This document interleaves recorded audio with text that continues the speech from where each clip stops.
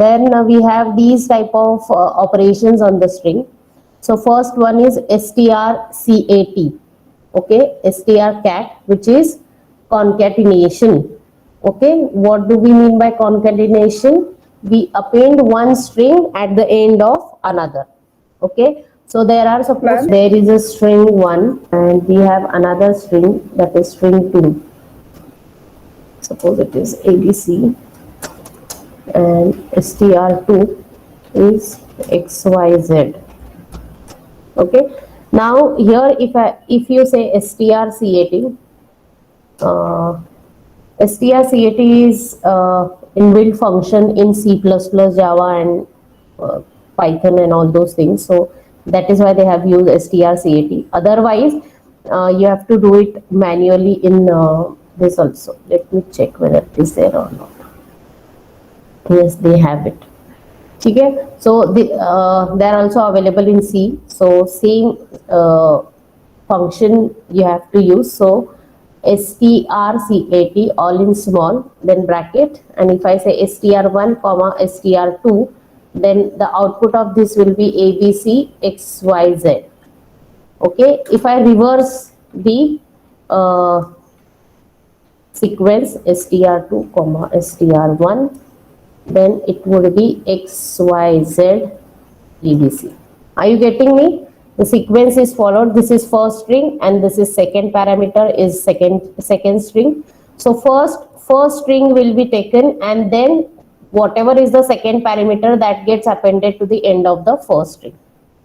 Okay, in the similar way str2 is the first parameter, so first that string will be taken and after that str1 will be added at the end.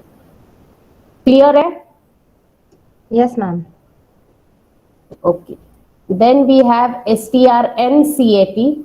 Now it is again the same thing. Appends first n characters of a string at the end of another. Okay. So if I want to append only one character, then that is also possible. That you are supposed to mention. So comma करके you mention 1 2 3 जितना भी है, ठीक है, and only those many characters will be appended at the end. ठीक है, that is strncat. Then strcpy is copy the string. So again it has two parameters. It will copy one string into another one. So strcpy of str2 comma str1 would be, can you tell me? str1. Will it be str1? This is Does source. the str2 get replaced with str1? Yes. So this is nothing but str2 is equal to str1. Okay. So this is source and this is destination. Okay. So in the source, this string will get stored. Okay. So you are copying str1 into str2. If you change the sequence, then you are copying str2 into str1. So str1 will become now xyz. ठीक है? Could you give an example? This is the example, dear. Like what will be the output if I do this? Output of this will be the string str1 will be changed to xyz. You can print str copy cpy, str cpy str1 comma str2, then the value of str1 will become xyz. So for always, whenever I give str1, it will show xyz only. Yes. Okay. Ma'am, could we just instead assign str1 equal to str2 instead of using the function? Yes, that is also possible. Okay. Okay. Now next is strcmp. It compares two strings. So if you want to compare xyz is equal to abc, then you have to, as it is a string, you cannot write it just like that. You have to use the character array. You have to put the for loop and you have to check whether they are equal or not. And the easiest way is strcmp and str1 comma str2, they will get checked. If they are equal, it will return 1, the boolean value 1, and if they are not equal, it will return 0. Okay, from that result, now you can compare this strcmp in if loop, and here you can say is equal to 1. नहीं करोगे तो भी चलेगा, because if you write it just like that, if the value is 1, so if this operation turns to be like this, sorry, like this, then it will enter into the if loop. But if the result is 0, then it will not enter into the if loop. Are you getting me? It will compare whether two strings are equal or not. Clear hai? Yes, ma'am. Yes, ma'am. Yeah. Then again strncmp, similar to this strncat, it compares first n characters of two strings. Okay, strchr and rchr. So what does it mean, first occurrence and the last occurrence? So if I am adding A, B, C, and before that I had, okay. Now if you look at, we'll discuss strchr first. strchr, they are saying that finds the first occurrence of a given character in a string. So first time when it is occurring in that particular string, from there it will be printing the remaining string.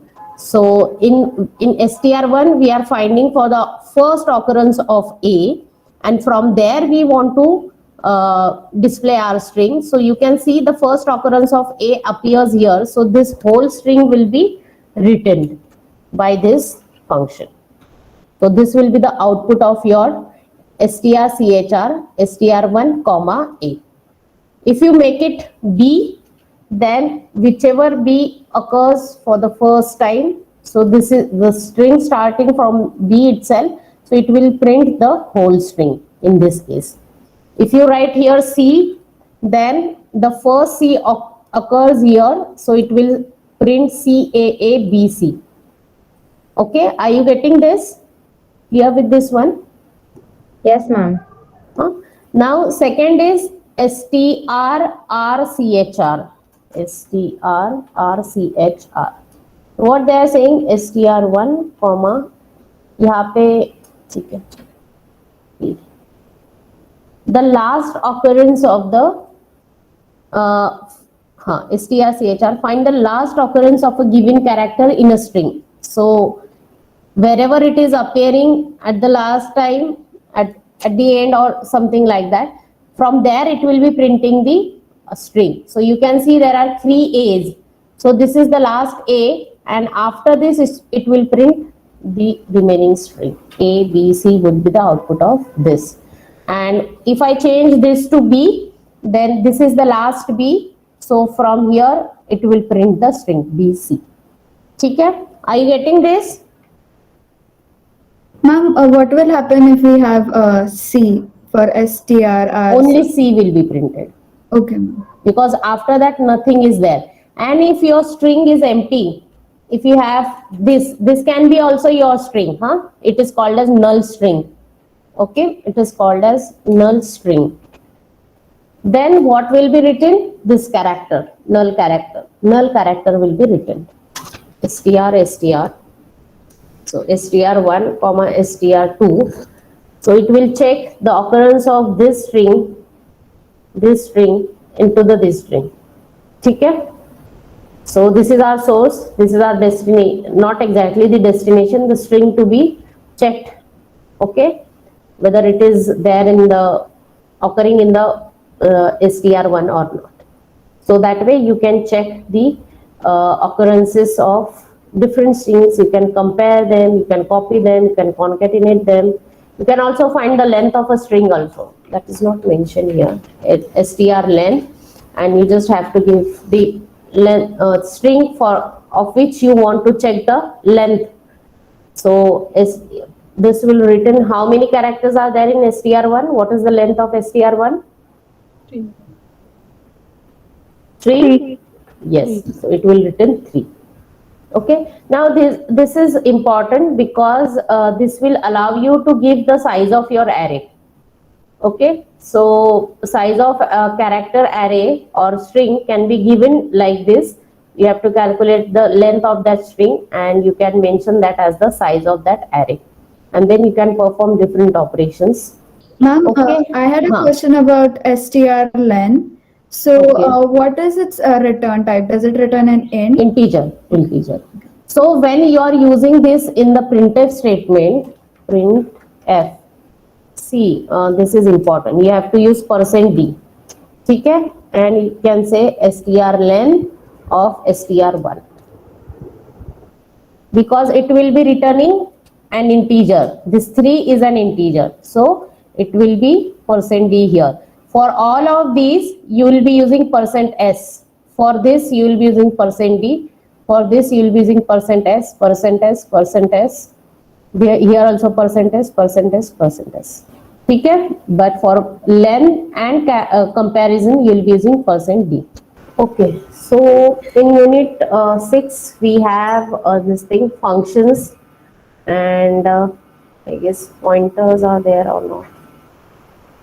I don't think, only functions are there. Just give me 1 minute, I'll just check.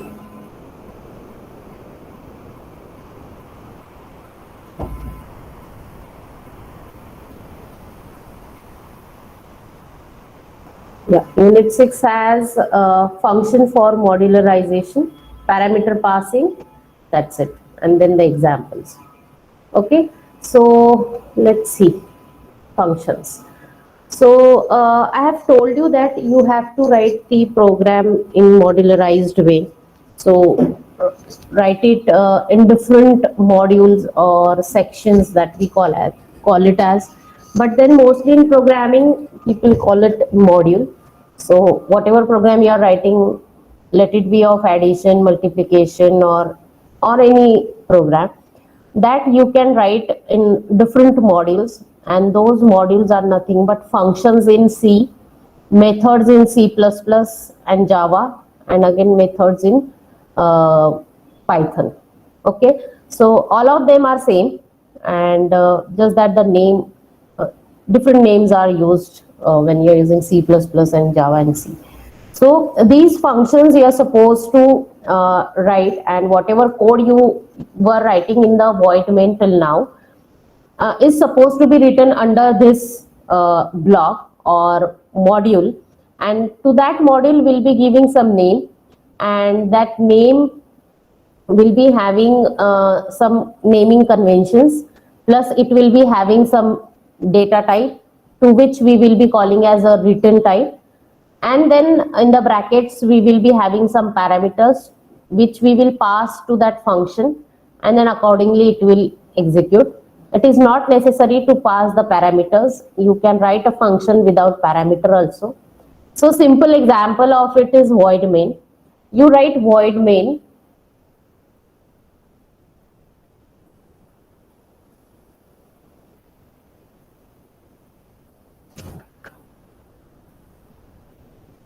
so we write void main and then brackets. Is it visible? Yes, ma'am.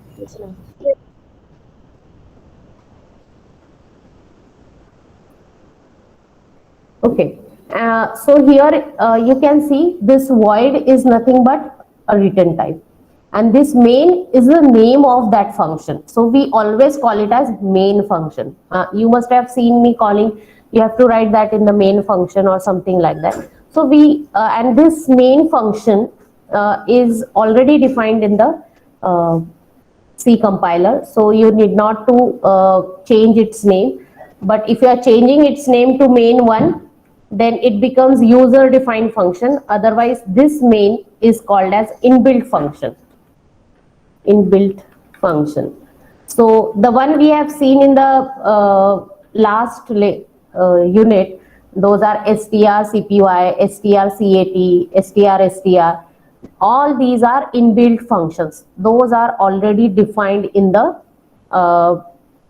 C compiler, and we are using them just like that. So you must have seen that strcpy has some brackets, and there we were passing str1 comma str2, something like that. So these str1 and str2 are called as parameters, and they are separated by comma.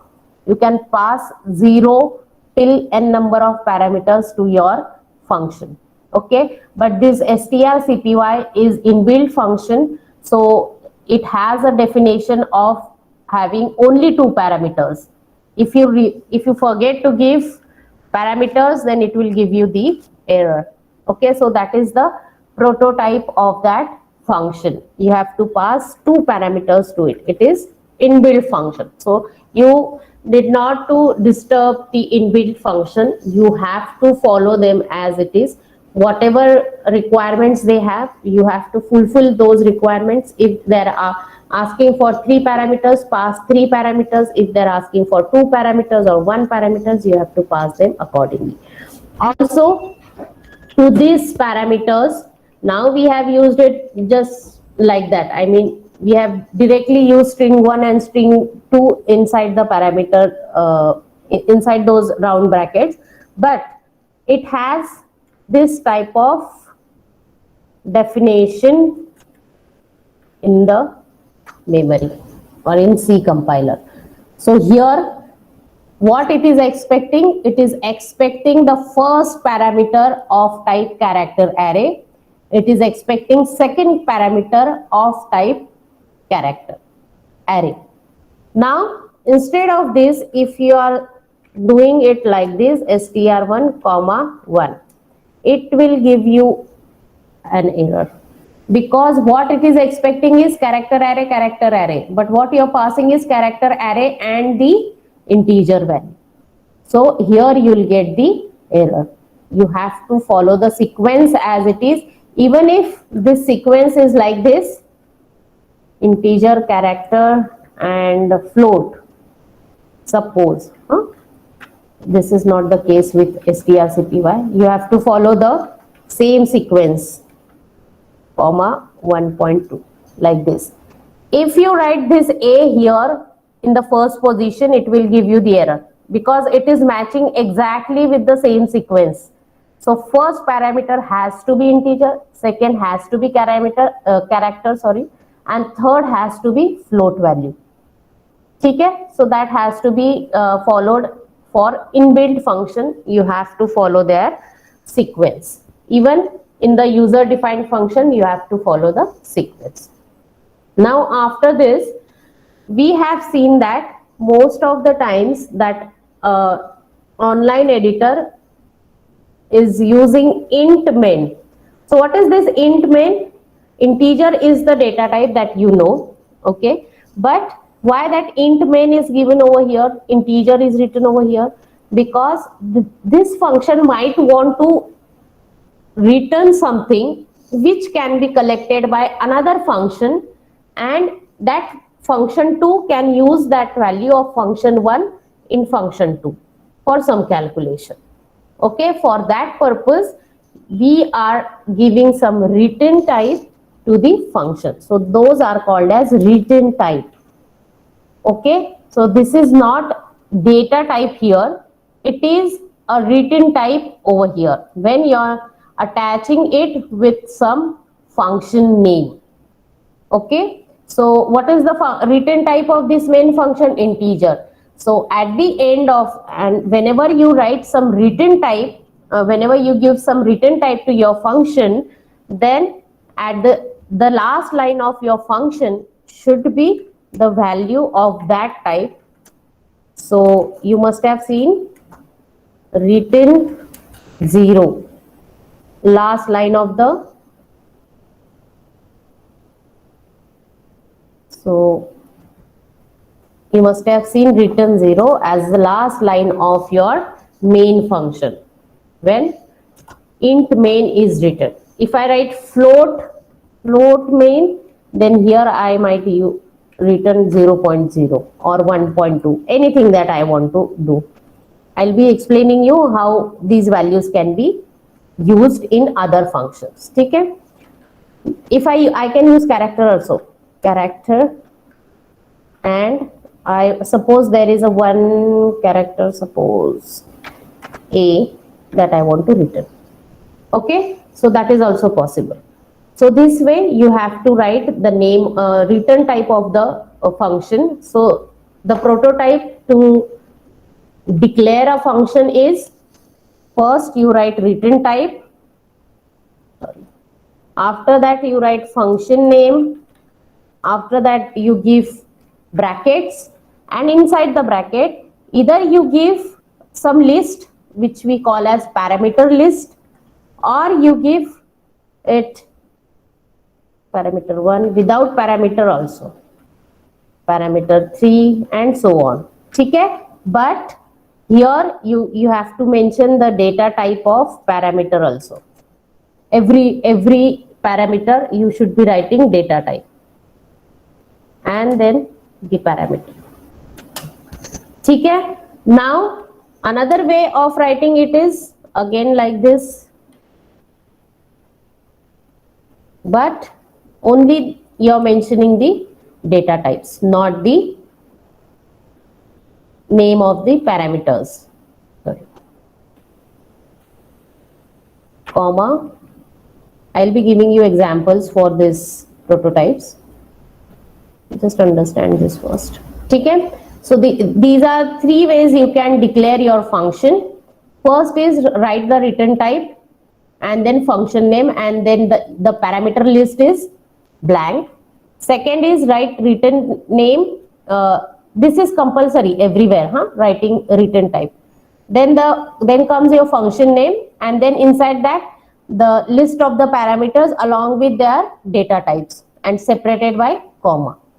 Third type is you're writing return type, then the function name, and inside brackets you're writing only the data types of the parameters that you want to pass. And when you actually write the definition of that function, that time you have to give the data type and the name of the parameter, so that name you can use inside the function. Now let me give you one example of this. So the first is, suppose int main lete hain. Then we'll come back to void main also. This is one way, int main, then I'm giving integer A, integer B, and so on. I can use combination of different types of parameters also, float A, then character C, something like that. So you can have variations also. Then third type is you are just writing the data types of the variables separated by comma, int, comma, float, comma, character. This is also possible. Now all of this are called as declaration of a function. Very favorite question of interviewers, declaration of function.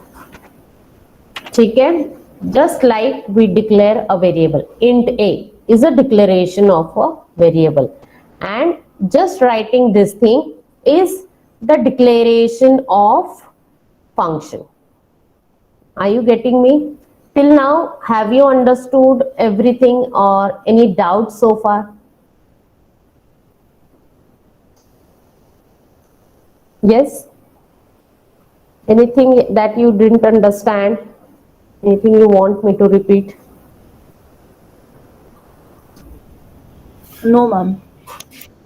Great. I hope no one is sleeping. Okay. Now, after this, and as we are using integer over here, we have to write return 0 or return 1 or return XYZ, anything. You can write name of the variable also when you write return. So here you can say return str1, ऐसे भी लिख सकते हो. So, or you can directly write the value that you want to return, ठीक है, or name of the variable. Now there is something I ask you to write every time is void main. Okay, so void is also a return type. You can use void main or you can use void function 1, and it will not return any value. You write its definition, whatever it is, whatever definition you want to write inside this, and you close it without writing return 0, return 1, return xyz. Nothing you have to write, because it is not going to return any value. It is void. Okay, it has nothing to be written, so that is why it is mentioned void. So if you look at the basic operations, arithmetic operations, they have nothing to do with each other. So addition has nothing to do with multiplication and so on. So you can have the return type void. Okay, but if you are writing a function for prime number, then that time you have to understand whether a given number is a prime number or not, and accordingly, if you want to return the value 1, if the number is prime, then that you can do using integer. Okay, also it can be done without using the return type as integer also, but people follows that practices because it becomes dynamic and it becomes flexible. So whenever you call that function and you check its return type whether it is 1 or not, and accordingly you mention that yes, this is a prime number. If it is not 1, then it is not a prime number. So instead of checking those conditions inside that function, you just do the calculation inside the function, and whatever result is there in terms of numbers, that is 1 and 0, that you return, and you collect that return value somewhere in the main function, and based on that value you print whether it is a prime number or not. But it is totally dependent on you whether you want to execute everything inside that function or you want to leave some part which can be collected in the main function, and accordingly something can be printed. Okay, so that you will come to know when you will actually work with the functions, when you will actually write the program for using functions. So it totally depends on programmer whether he wants to return the value or not. But there becomes some functionalities. Right now we are working on very basic assignments, but in the complex projects we always return values so that it is easier to state the status, whether it is going correct or not. Okay, so till now are we okay? Anything that you want me to explain again?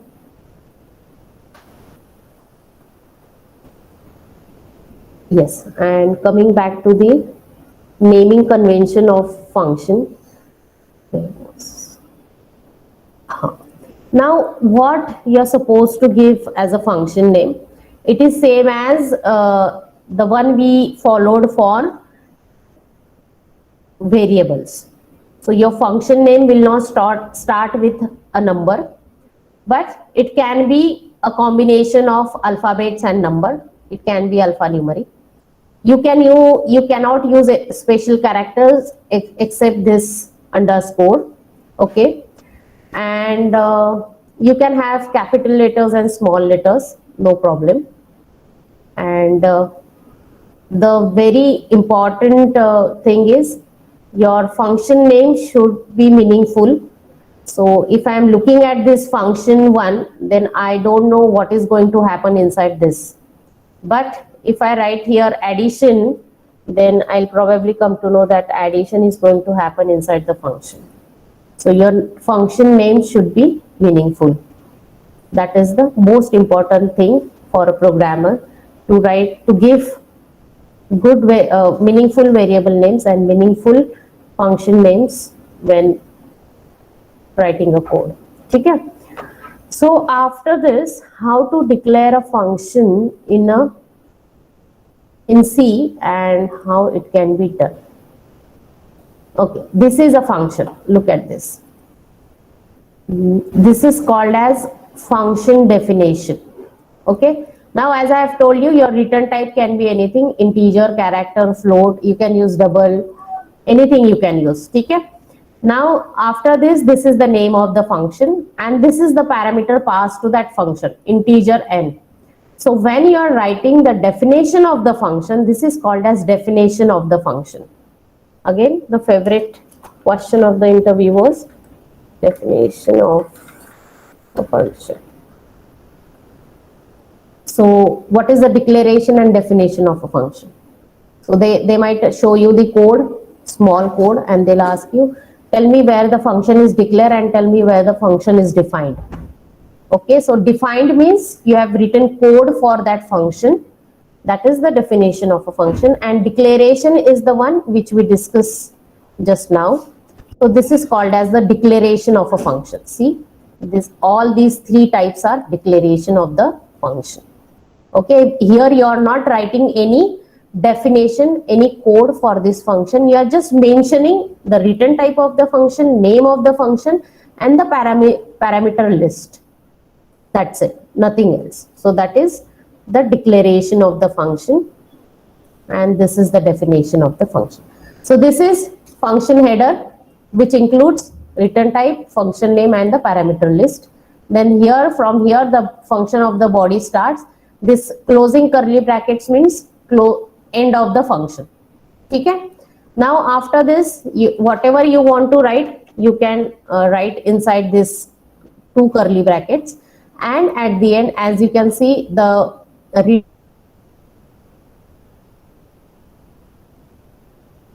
return type is double, returning their value result.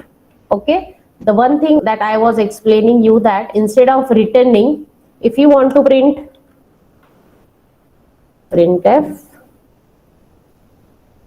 % and then result, that is also possible. Okay, so it totally dependent on you whether you want to print the value of result here itself, or you want to collect it and you'll return it to the main function, and there in the main function you will print the value of result. Okay, or there is also one reason that this result value can be used in another function, so that is why they are returning just the value. They are not interested in printing the value of result. Okay, that is also possible. For that purpose also you can return the values. After this, Ma'am, in this function, the one code example, this one. in the declaration of the function, we declare what should be inside it, or we just declare the values of it. No. We do not declare any value for function here. We declare values for variables. So you understand the difference between variable and function. So for declaration of the function, it would be just like that. Look at this. So, ma'am, here we only declare the variables of the function. Sorry, declare the variable Of the function. No. This is declaration of a function. Are you getting me? Just writing this, there is also semicolon. Just writing this is nothing but a declaration of function. Just that thing. Okay? And if you write this whole thing, then it is called as definition of a function. This single line is called as declaration of a function. You have just declared it. क्या किया है आपने? You have mentioned the return type, you have mentioned the name of the function, and you have mentioned the parameter list of the function. Just that, and then semicolon. This semicolon means abhi ye function, this is incomplete. You are going to complete it by writing its definition. If you keep it just like that, and if you are not writing the definition of it, then there is no point in declaring the function. Okay? So in definition, we write whatever the function should work as. Yes, exactly. Okay. Okay? Simple way, the code of a particular function is nothing but whatever number of lines you write for that function inside these two curly brackets is a definition. In technical language, the functionality of the function is nothing but the definition of that function, but that functionality is written in using any programming language. So that is the definition of the function. Ma'am, is the declaration included in the definition of the function? No. In C, that is the drawback, that we have to declare the function and then we have to write the definition. In C++, you can directly do like this. Okay, ma'am. Okay, so that is runtime declaration and definition that we call as. But in C, first you have to declare and then you have to mention the definition of the function. Okay, ma'am. Thank you. Ma'am, Hmm. can we use %d instead of %l here? Percent here, Yeah. because the data type of result is double, that is why I have used L. Yes. If it is integer, I will use %d. It does not depend on our our choice. It is dependent on the type of the variable that you have declared here. Okay. Okay. Okay. Any doubts so far? Still so many things to be taught under this topic. So how to write function, declare, then write the definition, and then how to call it in a void main. So that is remaining. That we'll see afterward. If we have to return a string, then the data type will be char, no, in the function header.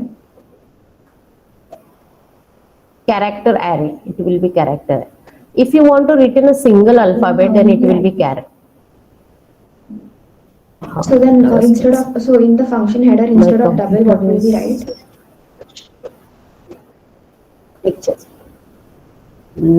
Character I have shown now. Wait. It is not. No, not character. If we have to return a string. Character and the see, for that you have to write character and the square brackets. Inside that you can mention the size also and you can keep it blank also. Just a second, my PPT is not opening.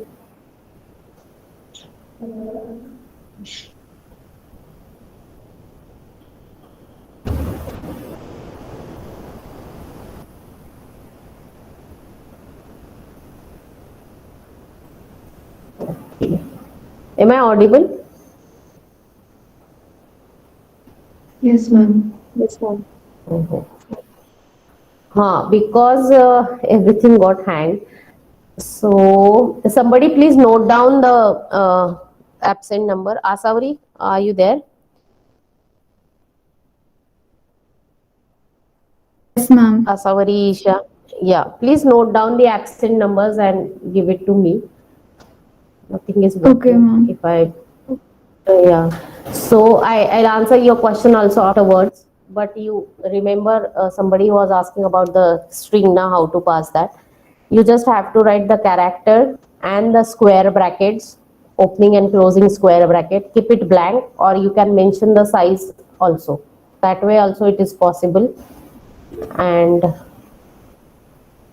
no, give me the count of everyone. Yeah, now it's working.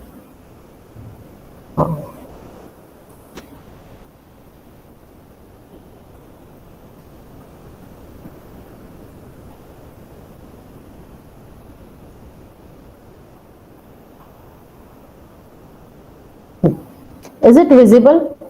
I can access it now. Character and square brackets, or you can keep it blank, or you can give some size. Have I answered your question? Somebody who was asking about strings. No, but if Yes. you have to return a string, then we'll have to write that instead of double, no? Yes, you have to write that. Okay. For that, there is a concept of pointers.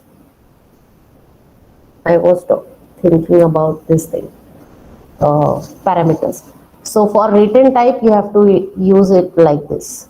Character and star. This star is nothing but pointers. That is not included in your syllabus, but I'll show you an example how it can be done. ठीक है? Okay, ma'am. Thank you. हाँ, similarly, a return type for integer would be like this, and you can return the whole array as a result. But as per my knowledge, a C can return only a single variable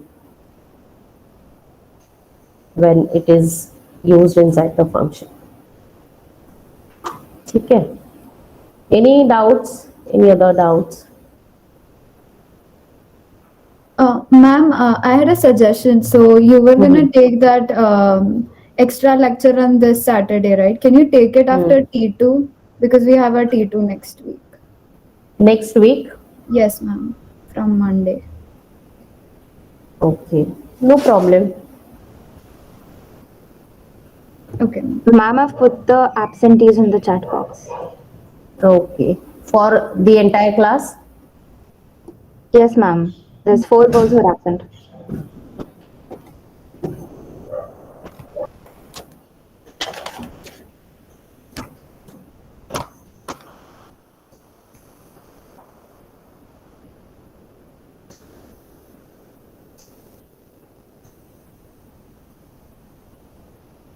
Thirty-five, 41, 19, and 30. Anyone who is present or somebody like something like that? Okay, sure. So we'll stop here now, and in the next lecture, I will explain how function can be